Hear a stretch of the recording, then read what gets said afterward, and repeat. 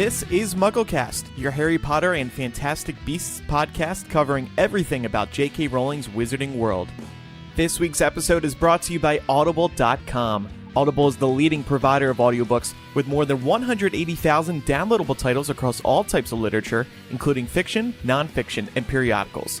For a free audiobook of your choice, go to audiblepodcast.com/MuggleCast. This is MuggleCast episode 288, our once-monthly podcast for now. I'm Andrew. I'm Eric. Micah is not here this week, believe it or not, but we had to record to talk about the big breaking news that is happening this week, and Micah is traveling for work. So we said, well, sorry, Micah, we got to talk about this, and we can't wait around for you. Right. But I'm happy to say we have on two people, MuggleCast virgins, Gina and Pam. Welcome to you both. Hello. Hello. Gina, we're a dying breed. You know, this actually works out nice because we're coming up on Valentine's Day, and Gina is the other half of Eric, which I just think is beautiful. Oh. So it's nice to have you on. That is a nice tie-in. I like that. Yeah, and you guys met through Harry Potter, right? Yeah, through our Chicago Harry Potter group. Oh, that's so and, nice. And Andrew, you and Pamela are going steady now? Yeah, we're going steady. Yeah, sorry. Aww. Actually, I am seeing Pam this weekend. You are. Yeah. You're seeing her. Yeah, it's so romantic, isn't it? It is. It will be. I'm going to buy you a drink to thank you for coming on MuggleCast. Thanks. So yeah, Pam, we've known Pam for a while. She's written for Hypable. She's a co-host on Hypable's Hype, and she did Twilight Source and Imprint with me back in the day. So, Pam, it's good to have you on as well. Well, thanks for inviting me. It's nice to be here. Yeah, so, like I said, very, very big day. You know, I hate to say I told you so, but I knew 2016 was going to be a big year because we had Fantastic Beasts, we had the Cursed Child play, and to make it even better, we're now learning that the Cursed Child, the script, will be published as a book on Harry and J.K. Rowling's birthday this year, July 31st. Oh. So, basic details, and then we'll get into some discussion. Sure. It will be released July 31st, which is a Sunday, by the way, so we'll have to talk about that because of delivery and whatnot. It's going to be $14.99 for the digital version, $29.99 right now for the physical version. I bet that will come down in price a little bit. And then this is the special rehearsal edition, by the way. So a final edition will be released some months later. But the special rehearsal edition means that they have this script that they're using for the Cursed Child right now. Once they finalize the script, because, you know, they make changes during practice and whatnot, they will release the final edition after making all those changes. Hold the phone. I did not realize that this book was coming out before the play airs? No, like before it actually. So previews begin in June 7th and 9th are the first two performances in London. So there will be a full month and a half-ish. But I guess because the special rehearsal edition will probably have to start printing by end of June, early July. Oh, yeah, you know? Yeah. Okay, I can kind of see that. So, and this is the 8th story. That's what this has been marketed as. That's what they're calling it again this time. Yeah. But actually, Gina, I saw an interesting Facebook post from you. You were actually wondering if we could really count this as the 8th book. Yes, I had a friend on, actually, Twitter, my friend Andrew posed this question, and I discussed it a little bit with him and on Twitter, and I was like, I'm going to check out what the masses say on Facebook and see what a different kind of sect of friends say, and overall, most people kind of said no. So the question was, can it be an 8th Harry Potter book if J.K. Rowling didn't write it? Yes. That was the question posed. Sorry. I mean, on one hand, the 8th book, it was co-written kind of by J.K. Rowling, but yeah, she didn't come up with this story at first. It was Jack Thorne and the other dude who I'm forgetting.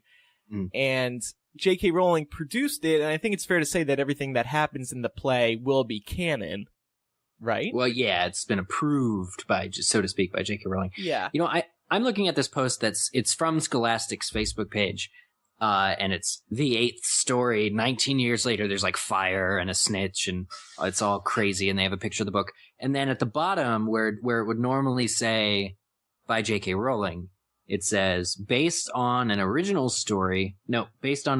new story by J.K. Rowling, Jack Thorne, and John Tiffany.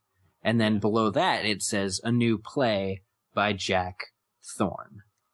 So they're quick to call. Actually, notice how they say it's the 8th story, not the 8th book, because it's actually a play, a screenplay or a script for a play that we'll be getting in book form.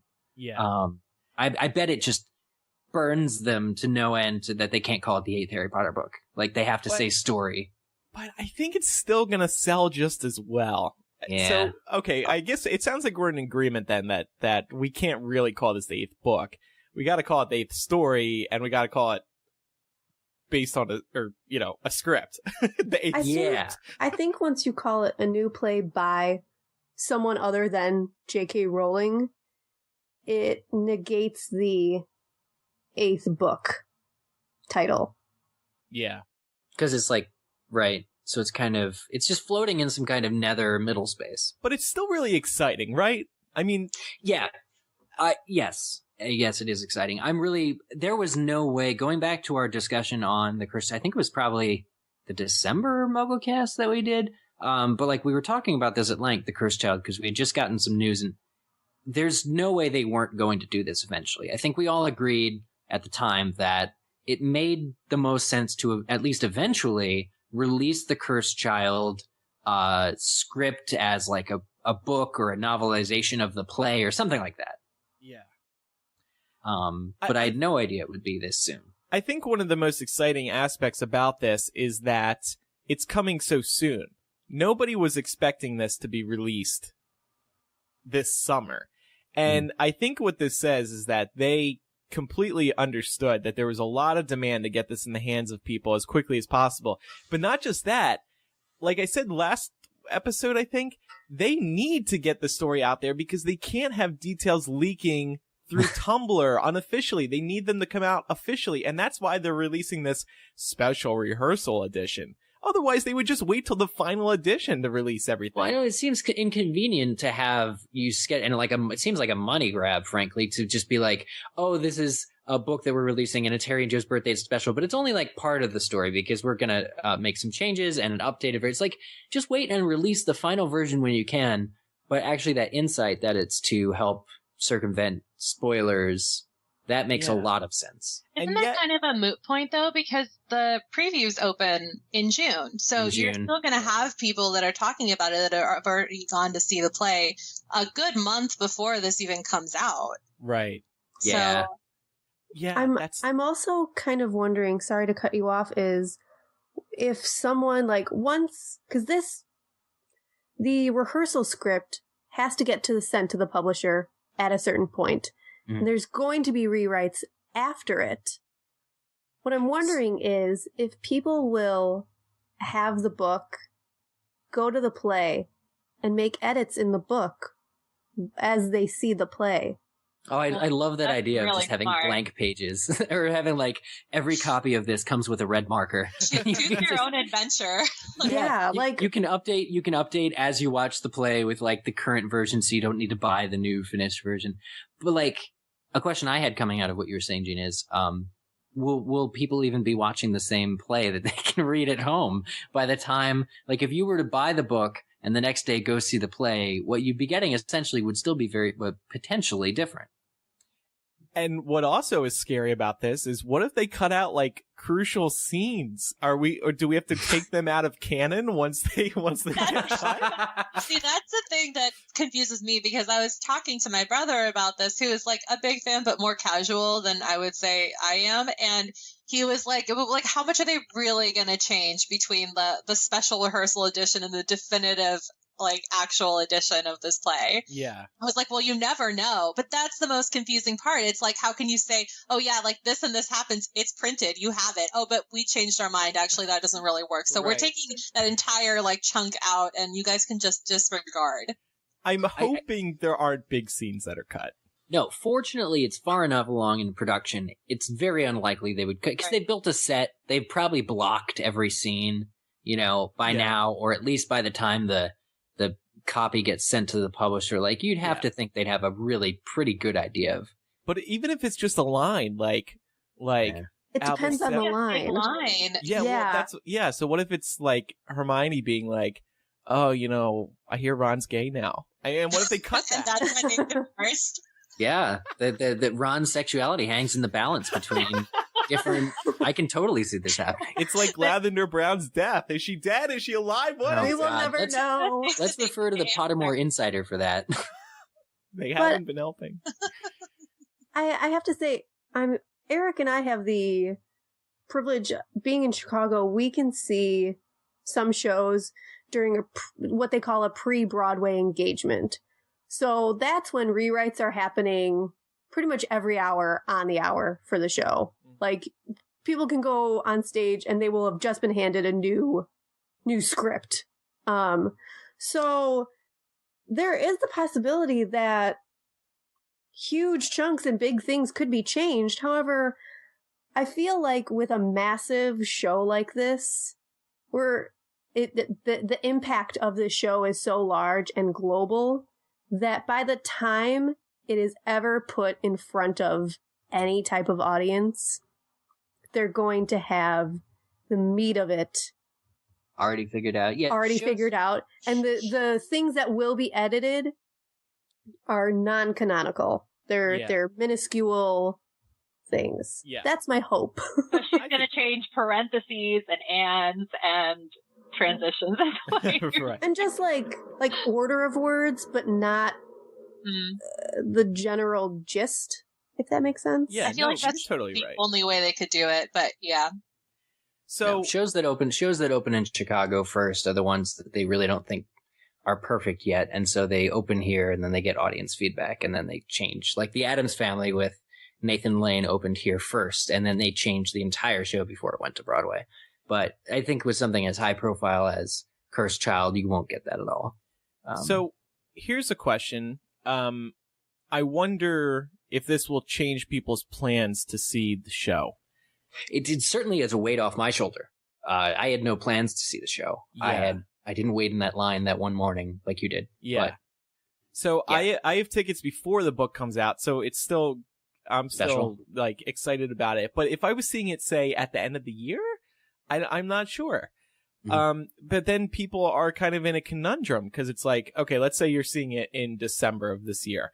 That's a good 5 months, 4 or 5 months after the book comes out. If this story was written for the stage, you to get the best experience, you want to see it on the stage. Sure. But can you resist the book long enough? You know what I mean? It's going to be really hard for people to avoid that book. And you know what? I don't think you do. I think that you just enjoy it in different ways.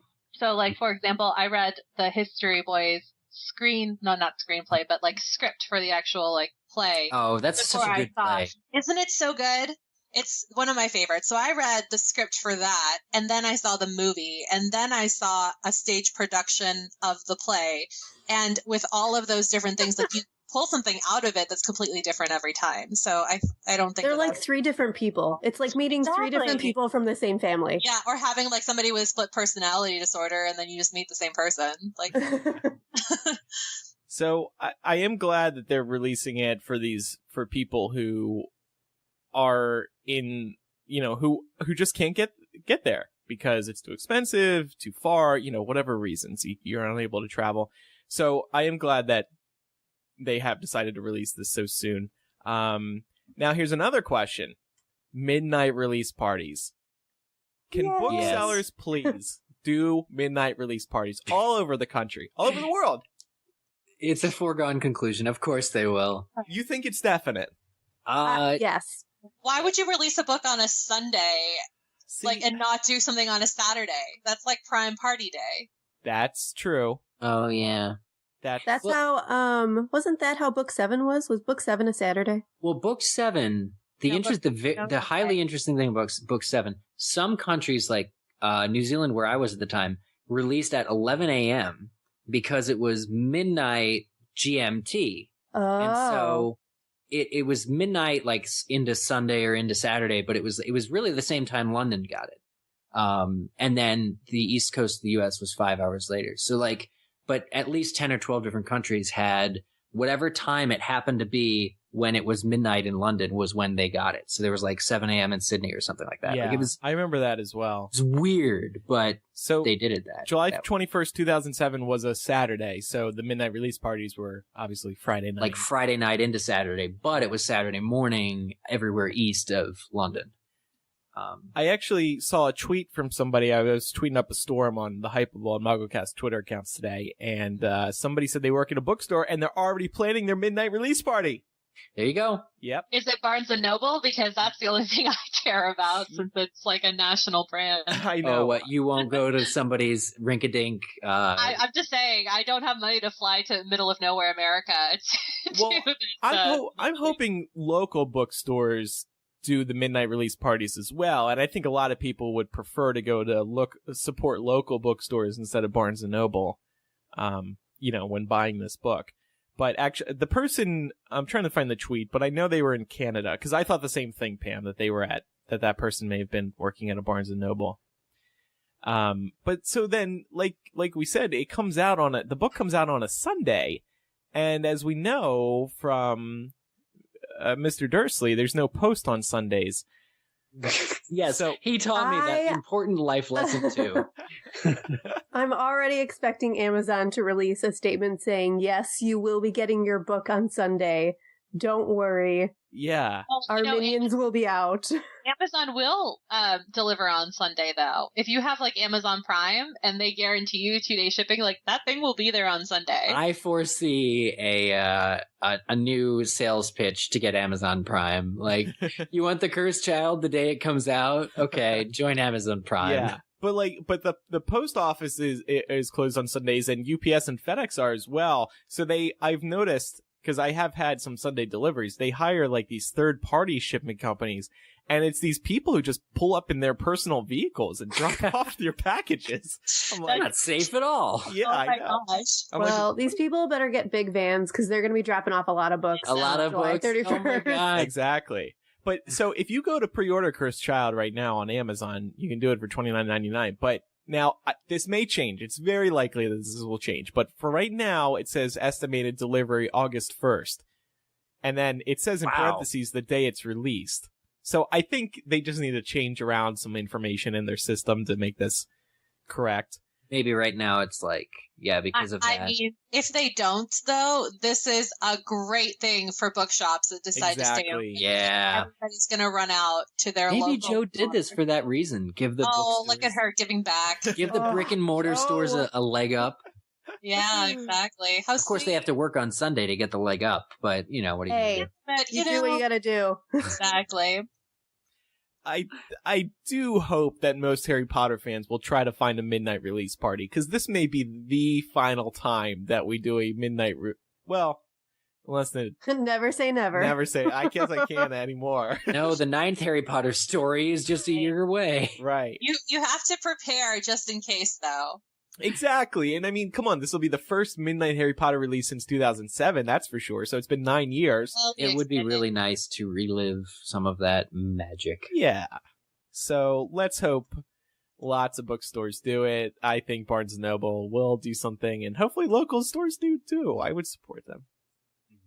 So anything else to say about the Cursed Child book? Very exciting day in fandom. I hope that a couple of friends of mine can get together and like just cast ourselves in it and then do a read through of it.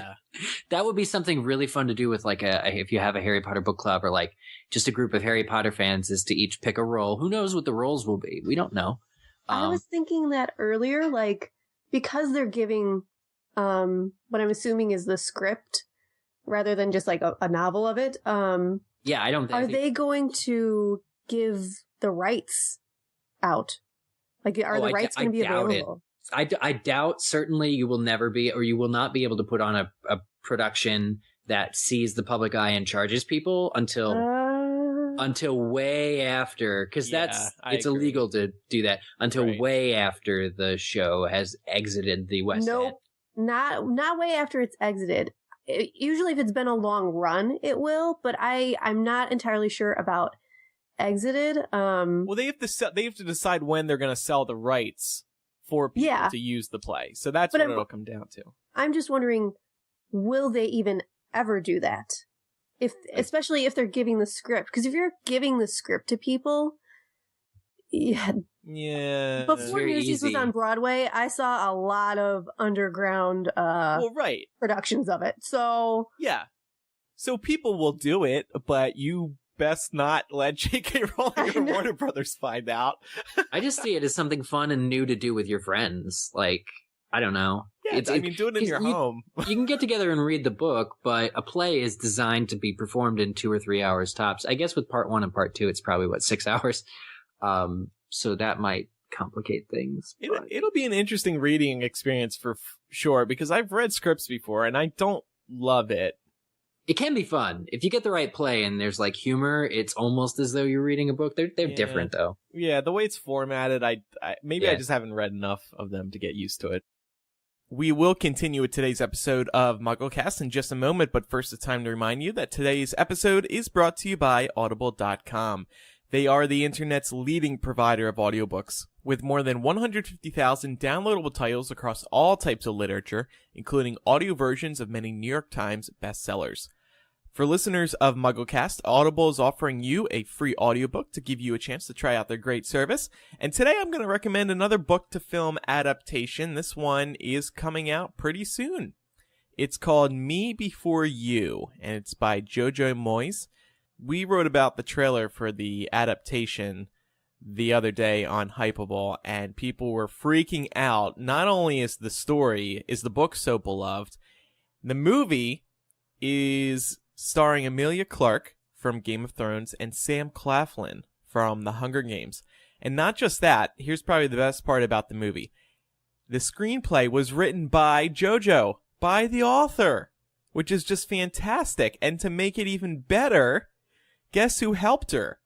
The 2 screenwriters who adapted The Fault in Our Stars. I mean, enough said. This is going to be a great movie. I don't have to convince you any further. But you'll want to read the book first. So go to audiblepodcast.com/MuggleCast and you can get a free audiobook, including this one. You can grab one of the Harry Potter books. You can grab another J.K. Rowling book, whatever you want, for free. Give it a try. audiblepodcast.com/MuggleCast. We thank Audible for their support of the show. So believe it or not, that wasn't the only announcement that was made today. They kind of really set the future of the Harry Potter books in stone today. So in addition to The Cursed Child being published, we also found out that a new edition of Fantastic Beasts is going to be published in 2017 with new writing from J.K. Rowling. This is something I was gunning for leading up to Fantastic Beasts. I thought maybe J.K. Rowling could write maybe a prequel to the Fantastic Beasts movie to get everybody excited for the movie, or to just introduce people to Newt better, because the Fantastic Beasts book as it exists now doesn't really do that. Right. So it'll be interesting to see what is coming in this new one. I guess it could add in the supporting characters that are introduced in the movie. More beasts? More beasts? Yeah, the beasts in the movie, right? I guess that would make sense. Yeah. Because I think ultimately they would want to do a beast that's not in the book already for the movie's sake. But I would assume there'll be at least one new beast. But yeah. I would like them to give me more background information on the new characters we're meeting. Yeah. So, yeah, not much else to talk about there, but it is good that they're doing that. I mean, who knows what other... They did also mention other Fantastic Beasts movie tie-ins, so we'll see what happens there. Good news for everybody who loves the illustrated editions. We found out that the Chamber of Secrets illustrated edition will be published this October. Ooh.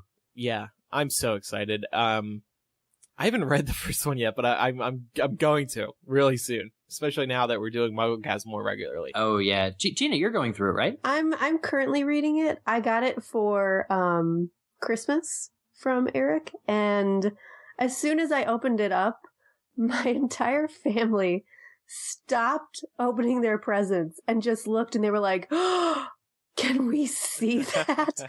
And like, I opened a couple of pages for them. I was like, I don't want to spoil myself because I haven't really looked at this yet. And I was just kind of flipping through some things for them. And my dad was like, where can I get that? And are the rest of them available? That's awesome. So you just got it back from your family. But how far are you in the book? I'm just at Christmas. We just got to the Mirror of Erised. Oh, okay.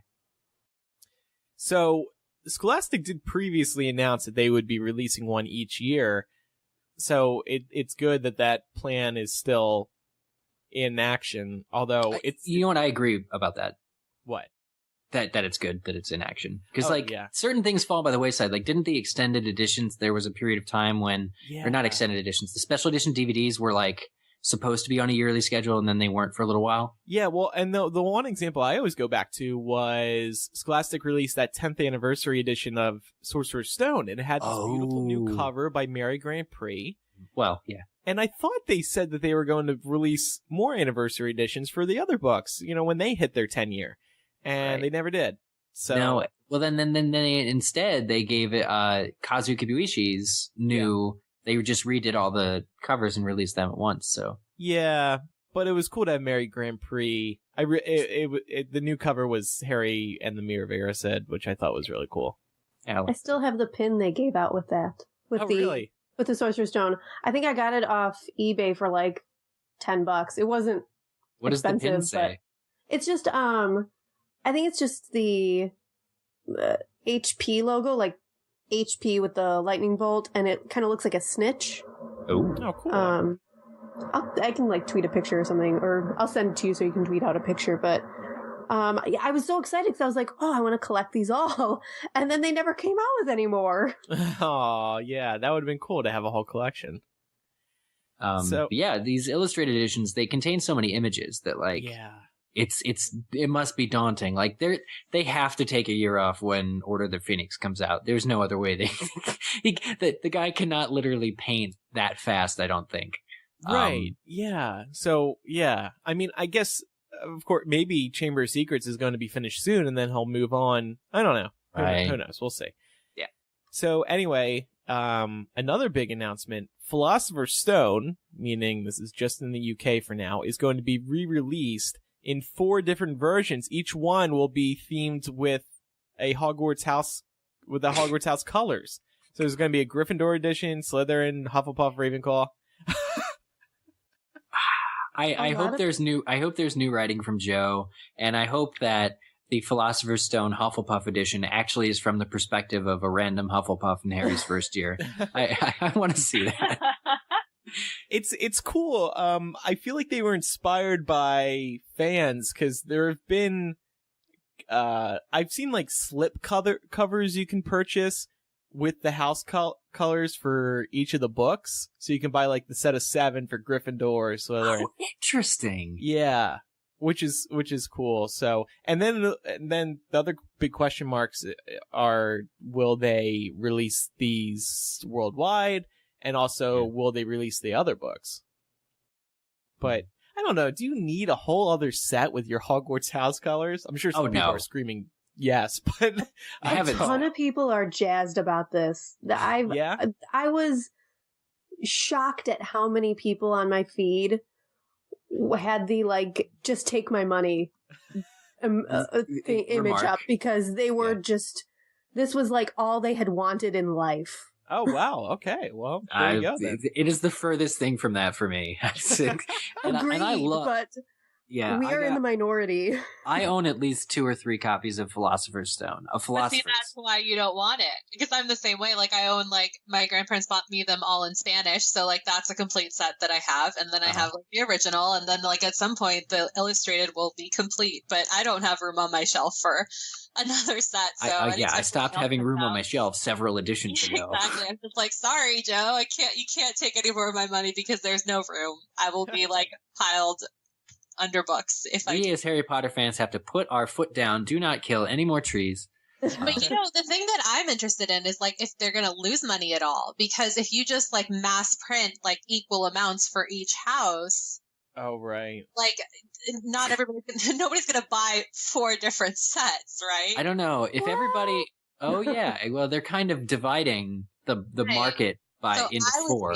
Exactly. So I would be interested to find out like what the final sales are. Like I'm assuming Gryffindor will be popular just because that's like the go-to if you're not like super analyzing your own house. Yeah. But it's just going to be interesting to see if they lose money at all. It might be impossible to find like the Hufflepuff copy after because they were only 10 printed. Yeah, I mean Hufflepuff's super in right now, so you never know. Oh yeah, Hufflepuffs are in right now, I guess. Yeah, they're like the cool kids. Yeah, you're right. You're so right. God, it's a good day to be Puff. But if everybody goes by what their first Pottermore sorting was, everyone will be equal parts of each house, and they all the copies in England will sell out based on perfectly equal proportions. What if that's the constituency? Like you have to prove what your Pottermore sorting is in order to get your copy. You need to show on your iPhone what you were sorted into Pottermore. Otherwise, you cannot check out or buy these books. No hat stalls allowed. I'm thinking what they'll do is once you get sorted, they'll be like, hey, why don't you go ahead and buy the Gryffindor edition of Philosopher's Stone now? Because I bet a lot of people would do that as soon as they got sorted. That's really smart, actually.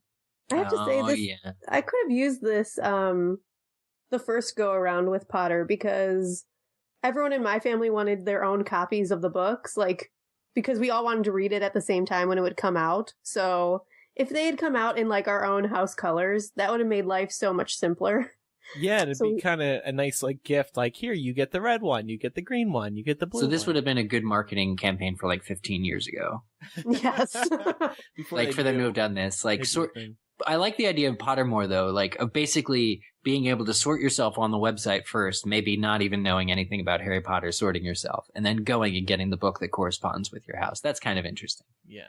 But it doesn't change the story. Like all we're doing is putting different covers on the same books. Granted, the books are timeless. They're amazing. They're okay. Thank you. Thank you so much. So those were all the announcements that were made today. Again, it was really interesting to see J.K. Rowling and Pottermore make all these announcements, basically setting up the next couple of years in Harry Potter publishing.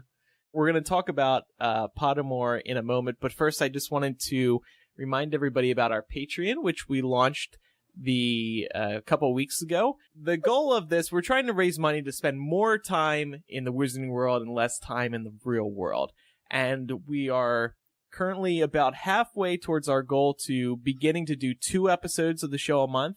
And then at our next goal, we will do a show weekly, returning to weekly. And as the past month has told us, it's a really exciting time to be a Harry Potter fan. There's so much to talk about. And even though this episode and recent episodes have been news, once we begin doing more episodes of MuggleCast, we're going to get back into the books. We're going to explore other areas of fandom. So it's going to be really awesome. And the people who have pledged so far, thank you to those of you who have. We've gotten some amazing letters from people saying, you've been listening since the beginning and all that. And it's just been really nice to read.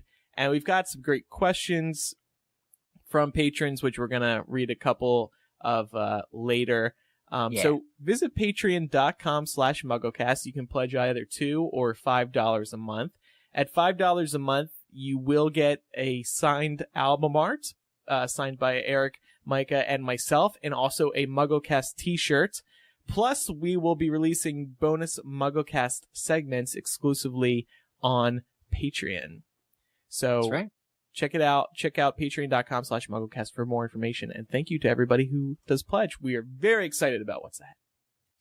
I completely agree. Thank you so much.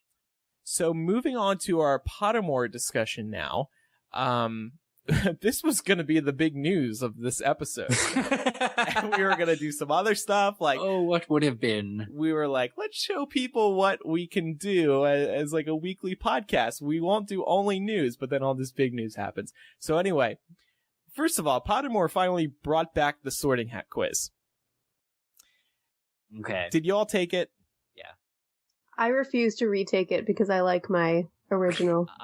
I like. Well, could you restore? Because it gave you the option to restore if you. Yeah. you could log into your own username, because I was having fun taking it, but I forgot my original password. I still remembered my username for some reason, but I forgot my original password. I didn't want to reset it. It was too much work.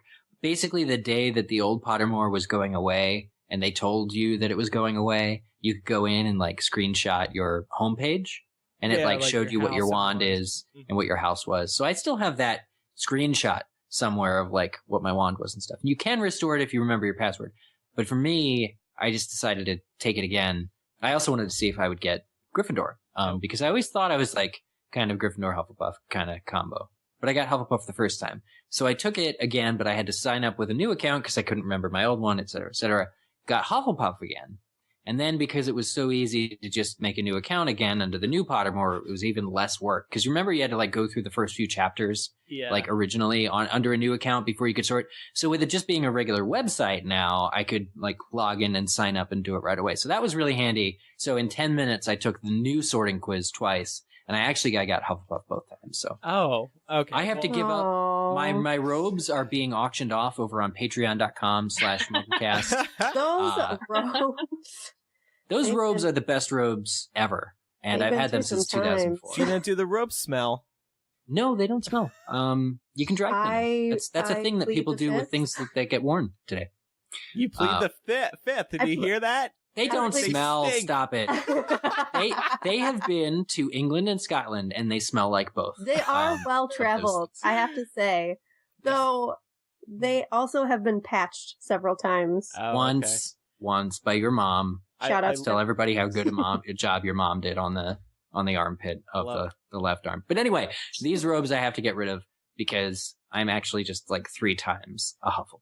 So I had a similar experience. As listeners of the show know, I've always been very skeptical of the Pottermore quiz, Sorting Hat quiz, the original one, because I thought it was weighing results to make sure that the people were sorted into Hogwarts houses equally. And by that I mean the houses populated roughly equally. That seemed to be what was happening, in my opinion. Some people disagreed. That's fine. So I got Gryffindor back when I took the quiz in 2011 or 2012. Congrats. I took it this time. Thank you. I took it this time, Ravenclaw. Freaking Ravenclaw. All these years I thought I was a Gryffindor. I've been betrayed by Pottermore. I don't like it. I wrote a thing on Hypable saying, you all need to take it again. And a lot of people had the same results, just like you, Eric. You had a different result. What? You had a different result. Yes. I'm not happy. Let me clarify something. There's something wrong with Ravenclaws. It's just that I have identified as Gryffindor for a while.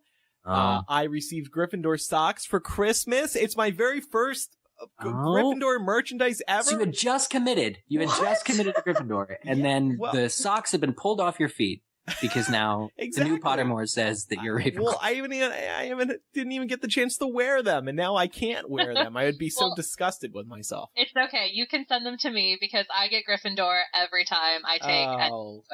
Lucky. Okay. So some people are speculating, and this is a valid point. You may get sorted differently as you age because you answer different questions, but I just still, and like I said, people have been running into the issue where they've been sorted differently.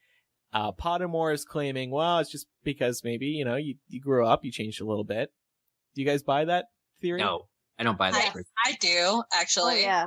Yeah, it's like the Myers-Briggs personality test. Like, I remember the first time I took that, I was a freshman in high school, and I got something completely different, and then I took it again not very long ago, and it's just, you just change. You grow up, and yeah. They relaunched the Sorting Hat quiz at a celebration of Harry Potter in Orlando where Rupert Grint was, and he was sorted into Hufflepuff. I felt so bad for him. Why? That was awesome. Because he's known as, like, one of the true Gryffindors, and he's probably identified that way forever. But Hufflepuffs and Gryffindor, you guys, like, people forget that there's a lot of overlap in terms of, like, the basic qualities. And that's true. Oh, there's so much overlap with Gryffindor and Hufflepuff. That's why I always tell everybody I'm like 70% Gryffindor, 30% Puff. It's have to say, the thing. Pamela, I totally agree with you because I have a theory that of all the houses, there is a fine line between one house and Hufflepuff. Like every house and Hufflepuff. Hufflepuff is the glue that holds everything together. It's so true. I don't know about that, but No, but I think there's a fine line. Can't, like, go in between all the people. They're just there to have a good time. They're there to make all their friends, and that's why it works. True. I get that. It's to me, it's just how you use your powers. Do you want to use it for this way or this way? So I want to ask, because you guys obviously took the Pottermore quiz the first time. Did you feel like it was the exact same quiz? Because I was shocked actually because I remembered questions that I had forgotten that were on the first quiz. You know what? My whole thing was like, I feel like I answered 4 questions on this new one, and I swear to God, I was there for a half hour the first time around. Yeah. Did it seem shorter? I wonder if it's just dependent on like what the you artwork, isn't it? It's the way that it's like the feel and the mood, because the way you're answering questions, it was almost like it wasn't a drop down list, but it felt much more websitey and it felt much quicker. Yeah. This time wasn't the first quiz, wasn't it 7 questions? Was it?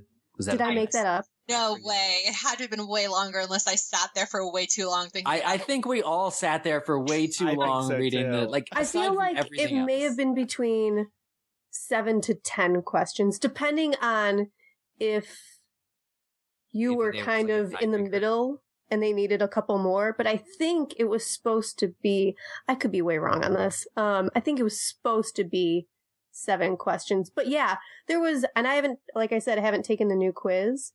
But I think it was the artwork and like you had to pick things out of a picture on certain ones. So it was interactive the way Pottermore used to be. Yeah. And I mean, the reason that this one looks more kind of bare bones and like Eric was saying, like not exactly drop down, but it kind of had that feeling is because they wanted to work on the phones too now and tablets and whatnot. So Right, so they you just can wanted to sort it on make the it phone. more accessible. Yeah. You know, I will say though, there were more questions this time around, and it's not that they are new questions. It's just that every person, like you would get all different questions if you could actually sit through taking the old test, like starting a new account, taking the old test twice. Cause I think I did that. I was in denial about being Hufflepuff. You get like pretty much all different questions, but this time they've sort of given any one person more of those questions, I think. Yeah. If that makes sense. So I do think that but still, like, it ultimately, for me, both times when I was taking the new quiz, still came down to, at the very last question is, like, either is a double, there's only 2 answers. It's right or left, it's black or white. Like, both times that was the last question, and I chose, like, right and light, I think. But, like, I always wondered, did it really come down to that? Could I have gotten a different house end result if I had just chosen the other path? And I guess we'll never know. I want to bring up, do you think it's a little bit sad or ridiculous that it's permanent on Pottermore? What's permanent? Your house sorting? The house sorting, yeah. Because, like, it was before, and I understand that's tied to, like, the common room that you used to be able to hang out in. So I understand that completely. But under the new Pottermore, it's less that way. But it's still something that is, in fact, permanent, and you can't take the quiz again once you have already taken it. I feel like just like the books. I mean, that's how it is in the book. So, and I think it loses its specialness. Is that a word? When you do have the option to retake it, because like if there was a big retake button right there, that would be sad. Would it? Because like for me, as an educational tool, though, I would spend so much more time on Pottermore. Taking that quiz over and over again, trying to get other houses, not because I have an identity crisis, but possible. Just make a new email address. I already have 5 accounts on Pottermore. But no, it's like And if you get Hufflepuff on all of them, I'm sorry, you don't know how to play the system. But I want to know, I'm just that much a puff. What I'm saying is I would learn a lot more about Ravenclaw and Slytherin and Gryffindor objectively if I could take the quiz and choose maybe and play around. I would workshop it. I'd choose only one question, give a different answer to, and figure out, oh, so that's what makes a Gryffindor a Gryffindor. You see what I'm saying? Like I would really want to, because I'm really into that dynamic, so I would want to play with it a little bit more. I think as an educational tool, only being able to take it once is like more gimmicky still. Yeah. So let's move on. Still a lot to talk about. The other big announcement from Pottermore was, and by the way, they did this at a celebration of Harry Potter as well. They revealed 4 new wizarding schools in the world, including the one in the USA, which was big news because we've always heard, we heard these Salem talks, but J.K. Rowling later said that was just a joke in Goblet of Fire. Yeah. Which misled a lot of people, by the way. People were very upset. Yeah. So the American Wizarding School is named Ilvermorny. And it's the a weird silence name. Is palpable. That's the nicest thing you could have said about Ilvermorny. Well, that's the only thing we know right now about it. So we know it's going to be mentioned, at least, in Fantastic Beasts this November. The other 4 schools that were revealed were Ouagadougou in Africa, Mahut Okoro. I'm just reading the pronunciations, by the way. That one's in Japan. And then in Brazil is Castelo Brochu. I think Brushu. Brushu. Bro? Sorry. It's not bro? I think it's brew because there's 2 O's. No, you're right. I can tell you're a Gryffindor, Andrew, because you very boldly attempted those pronunciations. Thank you for making me feel Don't listen better to about New wearing the Pottermore. socks. Don't listen to New Pottermore. Put those socks on right now. My feet are getting cold. Keep your socks. So I guess let's start at Ilvermorny. Unfortunately, we don't have much information. They have a page for it on Pottermore, but it just says coming soon. Coming soon. Ugh. But we do know it's in the Northeast U.S. It looks like. Oh, actually, I heard it looked like it was in Canada. I didn't actually look at the map. So, some people were, yeah. Well, yes, it does look like it's touching Canada, but in Pottermore's press release, they themselves say it looks like. It looks like it's in the Northeast U.S. That's interesting. So like, they confirmed it, but they didn't. I remember being very on top of their Twitter that day because I wanted to see more of this map. And I swear either Pottermore or even J.K. Rowling said it's not in Canada. It looks like it's in Canada, but it's not Canada. Yeah. Because so many people tweeted about it and said, that's not in America. That's Canada. It's in North America. That's the whole thing is, and I think it was maybe a tweet from J.K. Rowling or the way Pottermore phrased it, but they said the North American school is Ilvermorny, but the continent of North America includes all of Canada. Right. So they were like, well, wait a minute. Do the Americans not get a school that like for just the United States? Yeah. The U.S. deserves their own school. Well, no, I mean, yeah, it's interesting that there are there, how many schools are there worldwide? Is it said, like, we just got the other ones. We just got this information on these other schools, which is really cool. But then it's like, why isn't there one in the U.S.? The U.S. is the best. So I do get that. But I will say, I do remember, before this was probably having something to do with Fantastic Beasts and J.K. Rowling on Twitter. But somebody asked a question about Native American magic. And Joe like commented a little bit on it, but then said, I don't want to comment further because something like the name would give it away, or she said something to the effect of like, the more I tell you, the more it'll spoil the surprise. But like, essentially it was confirmation that some of like the old, like Native American history would come into play in like the type of magic that's taught at the American Wizarding School. So I still want to know, and I'm very surprised that there hasn't been like sort of an etymologist who's been like, I can decode what Ilvermorny means. Yeah.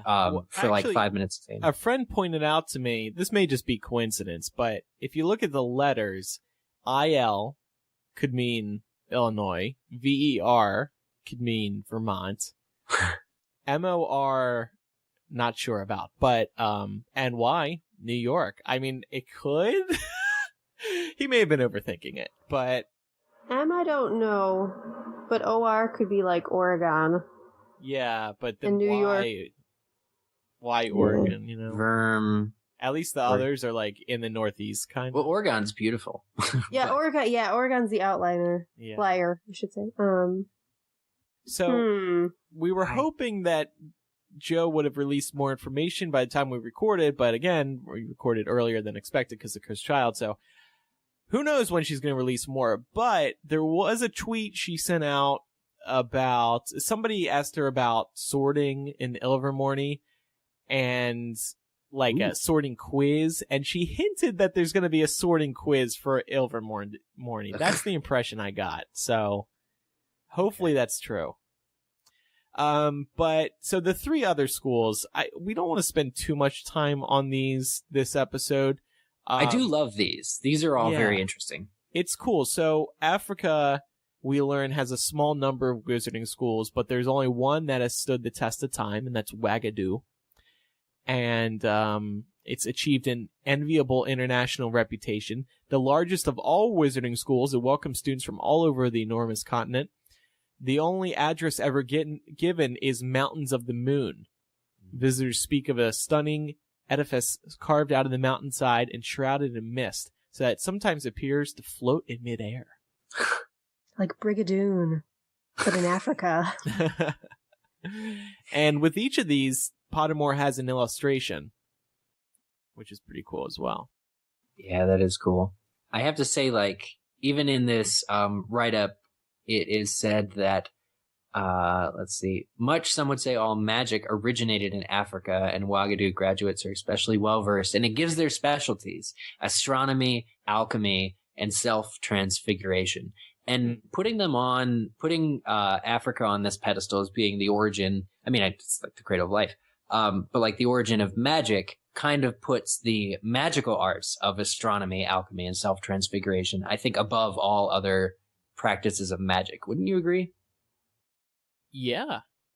Like, it kind of just makes it like if those people, if that's like what they're good at, well, then again, also, it's stated in this article that the wand is a European invention. So actually, these wizards aren't using wands, so perhaps it's that alchemy and astronomy are basically disciplines you can study without needing a wand, or without using a wand. So maybe it's just that. So the school in Japan, Mahut Okoro, this one little interesting tidbit from the Pottermore writing: students are presented with enchanted robes when they arrive, which grow in size as they do. So Eric, just like you, they hold on to their robes for a long time. I bet their robes smell more than mine do. And which gradually change color as the learning of their wearer increases, beginning a faint pink color and becoming, if top grades are achieved in every magical subject, gold. If the robes turn white, this is an indication that the student has betrayed the Japanese wizard's code and adopted illegal practices, which in Europe we call dark magic, or broken the international statute of secrecy. To turn white is a terrible disgrace, which results in instant expulsion from the school and trial at the Japanese Ministry of Magic. I'm so intrigued by this. Yeah. I've so many questions about these robes. Like, if they're white ones, are they always white? Do they have houses at the school, or is it just different colored robes? Oh, yeah. I want to know. And it's also just such an invasion of privacy, though. Like, what if I don't want you guys to know? Yeah, your robes are betraying you. I have to agree with that. Yeah. They're like shaming the students. I mean, can you take the robes off? Or are they stuck? You could never take the robes off. I wonder if it's like if the robes turn white, you can't hide it by like jumping into a pool of black ink. Like, it's just non-staining robes. Probably. Students are trying to change their robes back. Like, no, it's yellow. It's yellow. Also, it's very like superficial status. Like, oh, these are the elite. They're in gold, that kind of thing. But it's not any different than any other culture anywhere. I just think it's an interesting facet to have these enchanted robes, and how that like organically came to be as something that these students are known for, or that the school has decided to enforce, is actually just really kind of brilliant in its total uniqueness. Yeah. And then the final school, Castelo Bruxo. This is the Brazilian school for magic, which takes students from all over South America, and it's found hidden deep within the rainforest. The fabulous castle appears to be a ruin to the few Muggle eyes that have ever fallen upon it, a trick shared by Hogwarts. Castello Brushu is an imposing square edifice of golden rock, often compared to a temple. These students wear bright green robes and are especially advanced in both herbology and magizoology. The school offers very popular exchange programs for European students who wish to study the magical flora and fauna of South America. So these are also great reminders of how creative J.K. Rowling's mind is. 100%. Yeah. Agree. And then you also wonder how long has she had all this info?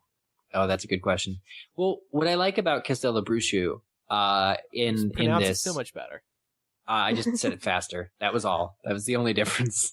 The important thing, the cool thing about Castello Brushu is the tie to Hogwarts. Like, I think this is a brilliant rounding out of us learning about other schools. Not that this isn't completely different, because it is, but there's both the shared trick of the eye for Muggles, which is like connected to Hogwarts. I like the idea that some of these magic schools have something in common with one another. Yeah. Like, because this is like the one where it's like, oh, that also shares that.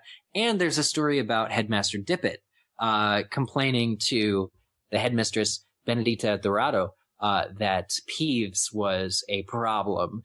To which I believe, headmistress, she replied that he should experience the Kaipura, who are small and furry spirit beings that are extraordinarily mischievous and tricky, and they emerge under cover of night to watch over the students and the creatures who live in the forest. So there's like these little tiny spirit creatures that are mysterious that surround Castello Brushu, which is like amazing, I think.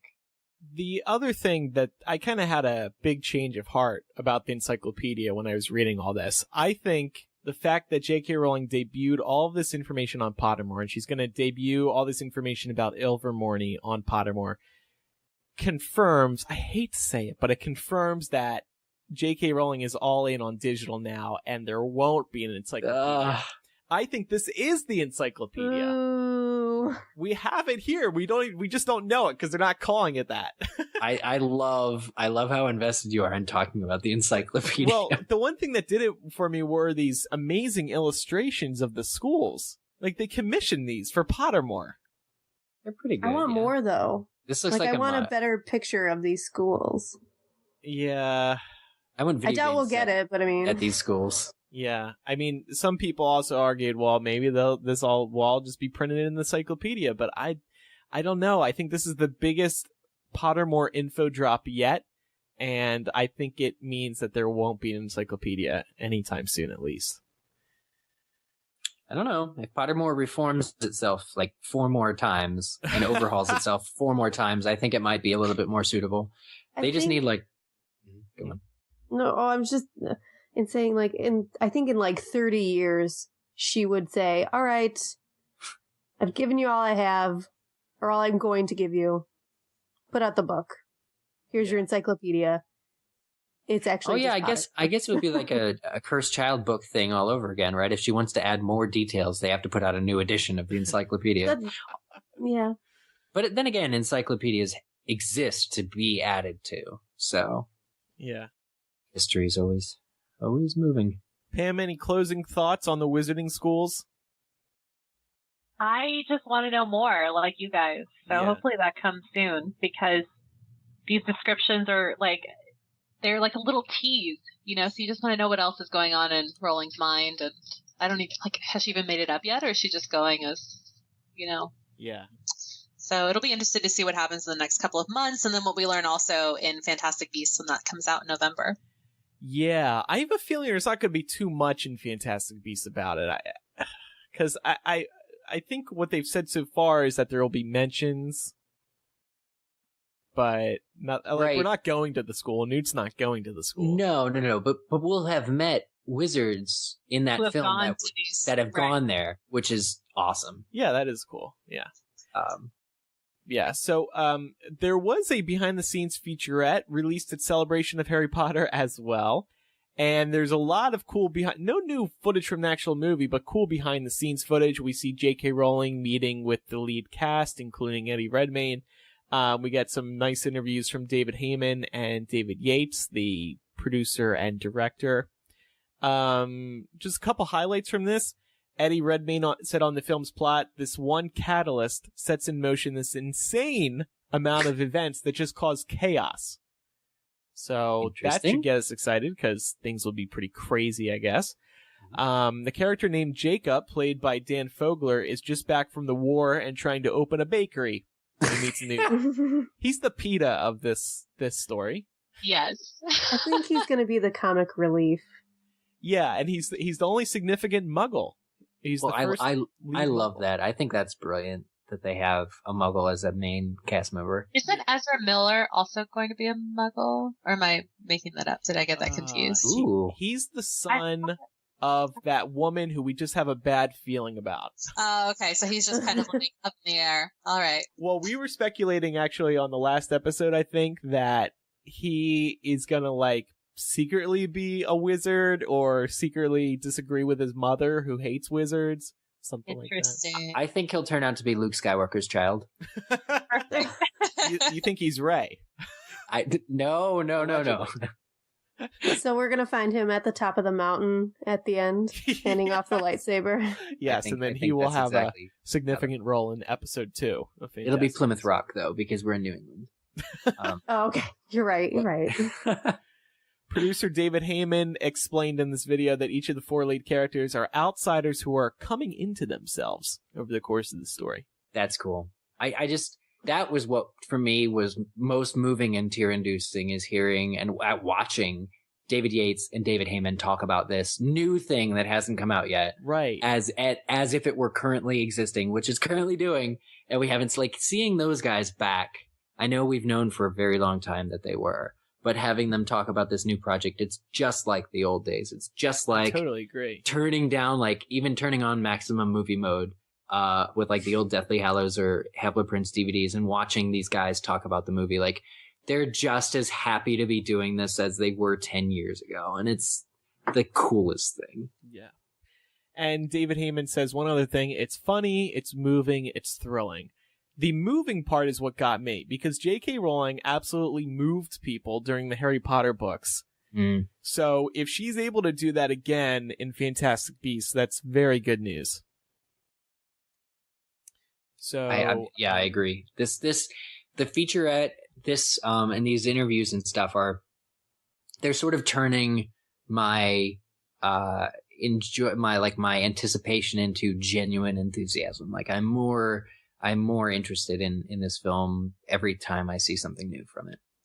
And so again, remember, the Sorting Hat quiz and the Wizarding Schools, a Cursed Child behind the scenes video of the theater, and this Fantastic Beast behind the scenes video all came out at a celebration of Harry Potter in Orlando. They are turning this into a Comic-Con for Harry Potter fans, a Star Wars celebration for Harry Potter fans. It seems like this is the 4th one, I think. Third? Yeah. Future ones will probably be a destination to debut new stuff. I think you're exactly right. I think that's exactly what they're trying to do. I agree. And also the cast this year, they killed it with getting Matt Lewis and Rupert and Ivana and Katie and Bonnie were all there. Like, that's the best star lineup that they've had so far. Yeah. Granted, Robbie Coltrane did fall ill. He was supposed to be there last year with Michael Gambon and Ivana and the Phelps twins. But this year, I don't know. Just there is even more magical, I think, this year. I was very surprised he didn't come this year, because he did take ill. I think they had a really good mix of people of main cast and kind of the new people. I thought it was a very good mix. Regarding Robbie Coltrane, he's getting old, so I don't think traveling is that he's not really up for traveling much anymore. When I saw him at the Wizarding World Diagon Alley opening, he was walking with a cane, and it kind of bummed me out to see him hobbling around like that, because you picture him as Hagrid and this larger than life figure, and there's Robbie Coltrane like hobbling around. It made me sad.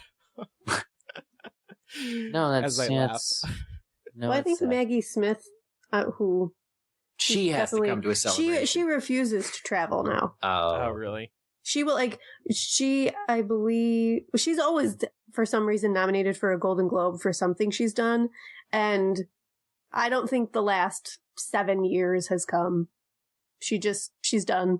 She doesn't appear at, like, Oscars and stuff like that. Yeah, if it's an American award, she won't come because she doesn't need to. That's fine. I mean, yeah, exactly. You're Maggie Smith, it's fine. Oh, there's nothing like a Dane. If you want to see her, watch Downton Abbey. Oh, wait, no, it's ending. I'm out of options.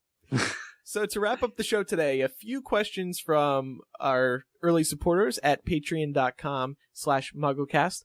We got a lot of questions, and we're going to get to more next time. It's just that we had so much to talk about this time, we had to cut this segment shorter. We did answer a bunch of questions during this show, so that's good. But then we also got some other questions here. Morgan asks, and this is going back to the Wizarding School discussion, how early do you think J.K. Rowling had developed these foreign schools? I like to think that they existed in her mind as she was writing Potter, which brings up the question of why didn't any of these schools/magical communities participate in the Battle of Hogwarts? Oh, there's always that question, isn't it? It's the Trump question. Thanks, Morgan. I don't know, the books are the story of Harry and the story of England. Yeah, and you know what? I've seen this question come up before, regarding why didn't other schools or foreign wizards come in to help the Battle of Hogwarts. I think just from a writing perspective, it was so busy as is, there just wasn't room for that. Joe was really ambitious and early on introduced like Victor Crumb and the other wizarding schools. Oh yeah, I guess you know what? In addition to this, let's just put this on the record. Like there's still Beauxbaton and Durmstrang as other wizarding schools. I just totally forgot for like 20 minutes that they existed. In the world. Sorry, that's maybe a me thing, but if one listener benefited, great. But like in general, I agree. Like it's very small scale. It's still like the battle for the world. That's the thing about the Harry Potter books. Like the final battle is meant to be sort of in Voldemort. His end game is probably to take over the entire world, but he is finished when he's pretty much just got England, like and maybe Europe. It's fair to say. But like he doesn't quite get to worldwide proportions to the point where some people from Brazil should be on Hogwarts grounds fighting him. Yeah. I think it was kind of in a way the world was spared from that. Next question is from Helen. Do you think Ilvermorny will have similar houses to Hogwarts? It's a I hope so.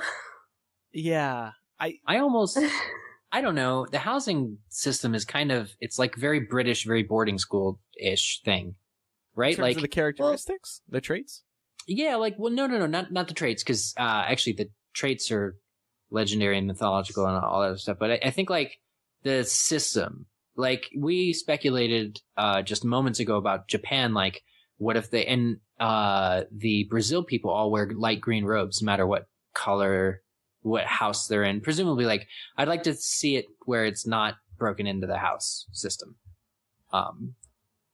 Maybe America is, because America and England are always very similar. But I wouldn't be surprised if not all of the schools have the house system. Yeah. Gina, where do you fall?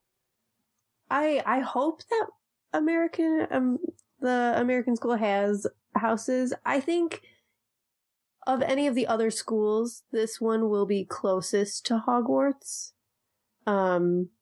Yeah. But I do think it'll be different, and I think the house system in general will be different. I think it'll be broken down a lot differently.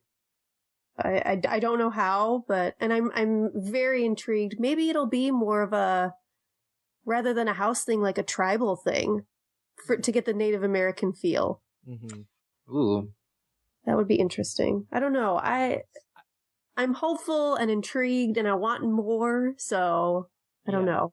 I want an Ilvermorny shirt right now. I do want crests for all the houses. I mean, I'm not all the houses, all the schools. Oh yeah, for sure. But you know what? I want an Ilvermorny shirt because I think it'd be super cool to wear it right now out in public, and basically nobody would understand what it is. So it'd be like the secret code word that you posted that like 10 minutes after she announced the name. You're like, I want a Letterman jersey with Ilvermorny on it. Exactly. I was with you. I thought that was pretty fun. Yeah. You just need to take the artwork, like put it on your own shirt and just walk around and see what happens. Yeah. Yeah. Maybe I'll try that. Warner Brothers will come down on me. This isn't official. And then final question from Maggie. Honesty Hour. What was your very first impression of the Harry Potter books, and how did that perception change? Wow. Yeah. So, sorry, just got deep for a second. Let's let the ladies go first. Pam. I guess I'll go first. Yeah, sure. So I was 11 or 12, and my brother brought the book home, the first one, and he was like a little younger than me. And I was like, this book looks stupid. There's a kid with glasses on it. It's just, I'm not going to read this. Go away. And then I read it, and I was like, this book is awesome. What was I thinking? So, yeah. So I judged a book by its cover. Yeah, so you didn't, so bad. You didn't have a totally positive impression at the outset. Yeah, just because I just like looked at the cover and I was like, no, this looks lame. Like in my, I was like, I thought I was like so cool because I was reading the classics. I was like trying to go through like classic fairy tales and stuff like that at the time, and I was like, this is not for me. Yeah, and then I was like hooked by like not even the first chapter. Yeah. It was, and I was done. Like that was it. Gina. My mom brought the first book home for me, and she said, this lady at work says her daughter can't stop talking about this book. And I think I was in 8th grade at the time, and she handed me the book. I remember going upstairs and reading a little bit before dinner, and I was like, this book is awesome. And then I couldn't stop talking about it, and my family was like, we don't understand what you're saying, but you're very enthusiastic about it. So how about we all read this book? And then I got them all hooked. So that's awesome. I have a Potter family. That's awesome. Yeah, if you search on Twitter #MyPotterFamily, it's pretty much all Gina talking about the crazy stuff her parents say to her. Oh, that's funny. It's hilarious. Like, I think I told Eric, like, the first time he came for me, maybe it was Christmas, maybe it was a different, like, family dinner at my house. And I was like, I'm not kidding you. We're going to talk about Potter at the dinner table, so please be prepared. Like, know that they're not just asking this because you're there. They're asking this because these are the types of things we discuss. So, and like, it actually happened. He was like, that really does, that happened at the dinner table. I'm like, yup. What did I tell you was going to happen? Gina's family's wizards. Going back, I think I've probably told this story on MuggleCast before, so I'll keep it short. I first read the first chapter of Goblet of Fire. I thought Harry Potter was overhyped. I thought it was a little lame. It was kind of like, I was just kind of like, because I didn't understand. It's like, oh, there's this boy wizard. Oh, there's this evil man trying to get him. Oh, brother. That was knowing nothing. That was before I picked up the book. Then I picked up chapter 1 of Goblet of Fire, where it's like Wormtail, who I didn't know who that was or what the significance was. So I was confused. And like Big Hangleton and Little Hangleton. And it's like this third person narrative. I didn't understand it all. So I put the book down, and it was like 2 years before I gave it another chance. Of course, that other chance was the movie, which changed my life. But I was very skeptical at first. So my first impression was, yeah, it's kind of weird, and I don't understand it. I don't know what's happening. I love how the movie was your first, like, that's what really got you going. It's turned me around, because I was not having that first chapter of Goblet of Fire. I didn't understand. Of course, you start with book 4, you're not going to understand things, but yeah. For me, it was it was read to me in 4th grade.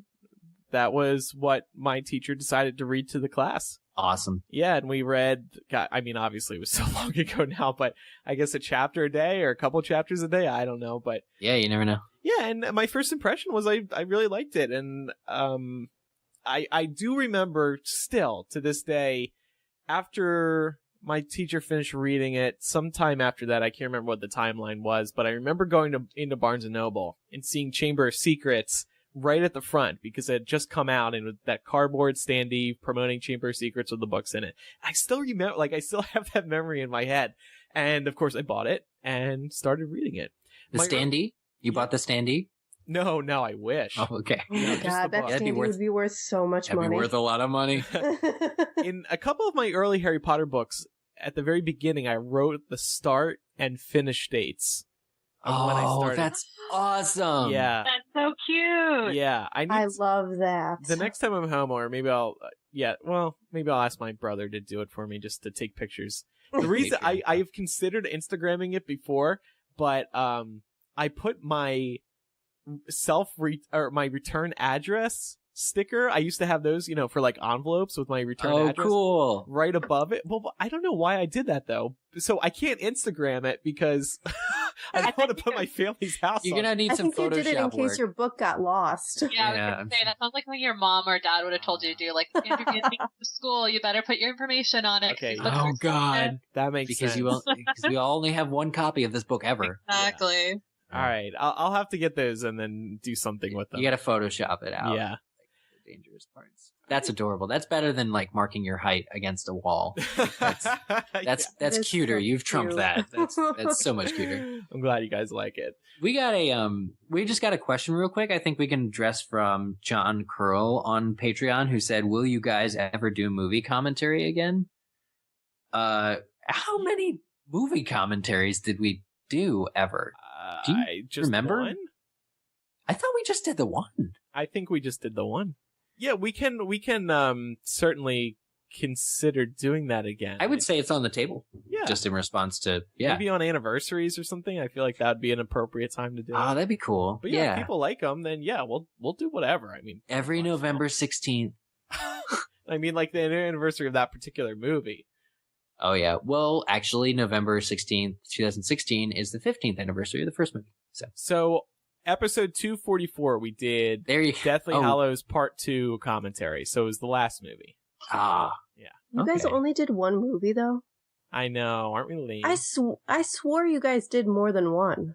Thanks to Morgan May, who's listening live and commented, "It's Deathly Hallows Part 2." Oh, thank you, Morgan May. Like I mentioned, that person commented live. We're streaming this live through the Patreon right now. We just kind of did it as like a little test, last minute thing to give everybody an extra bonus. So I think it went well. I mean, we were just doing audio only, but I thought it'd be fun for our patrons to get this little added bonus. So maybe we'll start doing that again in the future. Thank you everybody for listening. Gina and Pam, thanks so much for coming on again. It was great to have you on. I think that's about it. Hopefully Micah won't be traveling next time, so he'll be back. He's visiting his girlfriend who lives in Canada right now. I don't think that's what's happening, but I'm sure He is in Canada. Yes, he is a kid. That part's true. And his girlfriend is his job. Maybe he's looking for Ilvermorny. Maybe he's like... Oh, man! That would have been cool to like lead with that. And just been like, yeah, Micah's searching for Ilvermorny right now. You know what? He loves tweeting like fake crap like that all the time. So I'm gonna tell him to start giving us adventure notes. Tell him to tweet that as his explanation for why he's not on this. He needs to start a documentary and include all of us in it. That's called Finding Ilvermorny, and travel like the Canadian countryside. Yeah, hey, that'd be fun. That's what he needs to do. One last plug for our patron, patreon.com/MuggleCast. You can support us and help us produce more episodes of MuggleCast a month and get extra benefits. So thank you everybody for listening, and we'll see you next time for episode 289. Goodbye. Goodbye.